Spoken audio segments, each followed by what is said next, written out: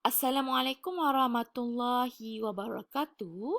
For English 3 today, we will learn Unit 7, new topic, Shapes Around Us, Part 1.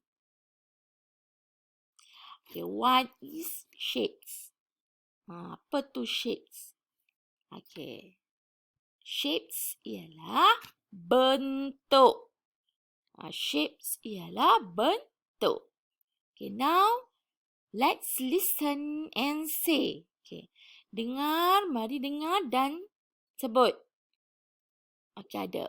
There are 4 shapes. Okay, di sini terdapat 4 bentuk yang kamu akan pelajari. Okay, you will learn 4 shapes. Ada 4 bentuk yang perlu kamu pelajari dan perlu ingat. Okay, you need to remember. Okay. What is this? Apa ni? Bentuk apa ni? Number 1. This is triangle. Ikut cikgu ya.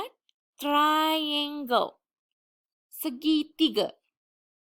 Number 2. Square. Square. Segi empat sama. Number 3. Circle. Circle. Bulat. Number 4. Rectangle. Rectangle. Segi empat tepat. Okay. I repeat. Shapes. Bentuk. Triangle. Segitiga. Square. Segi empat sama. Circle. Bulat. Rectangle. Segi empat tepat. Next. Let's read. Mari baca. Okay. Ada 4 gambar di sini ya. Okay, kita tengok satu persatu. What is this? Yes. This is a clock. It is a circle. This is a clock. It is a circle. Ini ialah jam. Bentuknya bulat. Okay, number 2. This is a photo frame. It is a square. This is a photo frame. It is a square. Ini ialah bingkai gambar. Bentuknya segi empat sama. Number 3. This is a sandwich.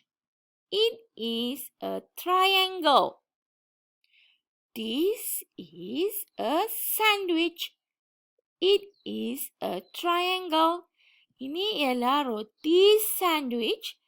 Bentuknya segi 3. And number 4.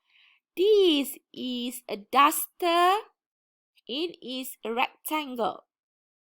This is a duster. It is a rectangle.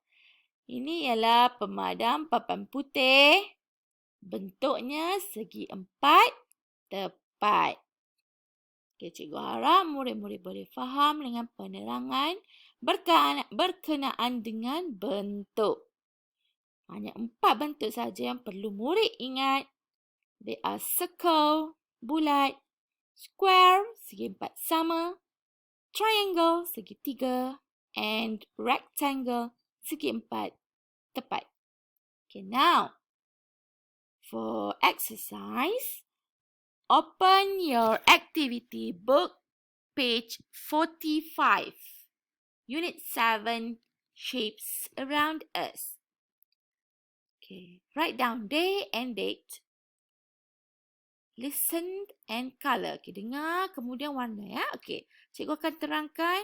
Kamu perlu warnakan mengikut bentuk. Okay, for triangle, color with green. Untuk bentuk segitiga, warnakan dengan warna hijau. For circle, red. Bulat dengan warna merah. blue, segi 4 sama dengan warna biru. And 4 rectangle yellow, segi 4 tepat warna kuning. Okay, murid cari. You find the shapes. Kamu cari bentuk pada gambar ini.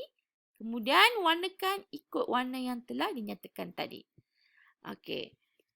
Next, open activity book, page 47. Okay, read and match. Okay, baca dan padankan, suaikan. Okay, ada 4 sini bentuk. Rectangle segi 4 tepat. Circle bulat.